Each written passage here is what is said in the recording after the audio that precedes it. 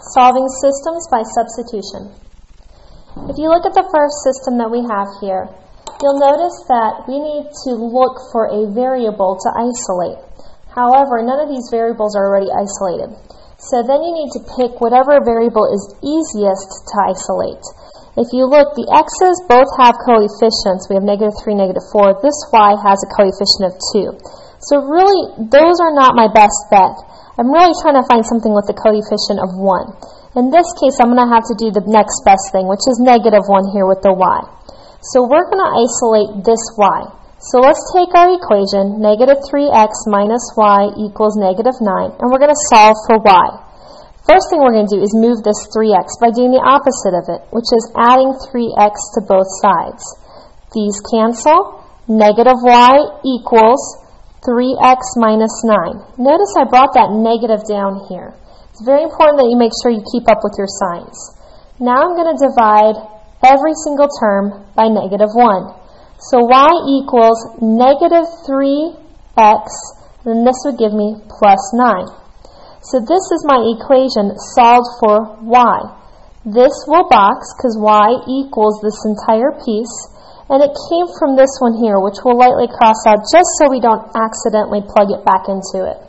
So now my y is equal to this stuff inside the box, so we're going to replace y with what's inside here. So we're replacing this y. What we'll get then is -4x plus 2, and now since we're replacing y, it's going to be 2 times y, so 2 times whatever is inside here. So -3x plus 9, and then we still have our equals 8 we need to write. So this is still -4x plus 2 times y equals 8. Now we're going to use the distributive property. So -4x minus 6x plus 18 is equal to 8. These two will combine to give me -10x plus 18 equals 8. We'll subtract 18 from both sides, so -10x equals -10. We'll divide both sides by -10, so x is equal to +1. We're halfway done. We only know what x is. We still need to figure out what y is. So you're going to take this equation. You really could pick any of these equations, the original here, this original, or this one. I'm going to pick the bottom one here that I solved for because I'm trying to figure out what y is equal to when x is 1. So I already have y solved for here, so y equals -3 times my x plus 9. So y is equal to -3 plus 9, or y is equal to 6. Don't forget to state your final answer. It needs to be stated as a coordinate, x comma y, so 1 comma 6.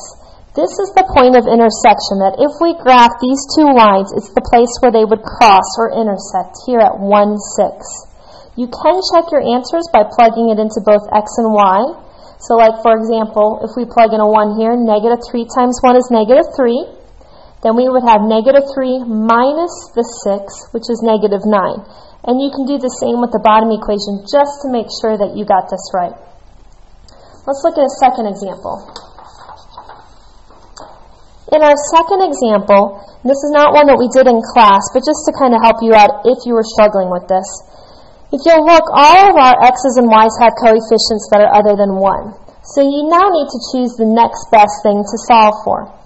Well, you have two good options, either this x or this y.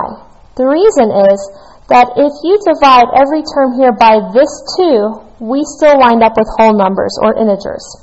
The same thing here. If I divide each term here by 2, we still wind up with whole numbers or integers. I'm actually just going to go ahead and solve for the bottom one. 6x minus 2y equals 0. So I'm going to subtract 6x from both sides.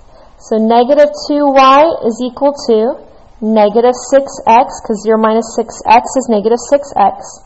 Then we're going to divide both sides by -2, so that y equals +3x. And that's this equation, so I'm going to lightly cancel it out. And I'm going to box what my y equals. So the box is equal to y, which means I'm going to plug this into the y up in this equation. So we'll have our 2x minus 4, but instead of y, we're going to write what it's equal to. So times 3x, and that is going to equal negative 50. So then we have 2x, this will give me minus 12x equals negative 50. When I combine these like terms, we get negative 10x equals negative 50. Divide both sides by negative 10, and x is equal to positive 5. Now we just need to pick one of these equations to plug it into. Again, I'm going to pick that bottom one since y is already isolated.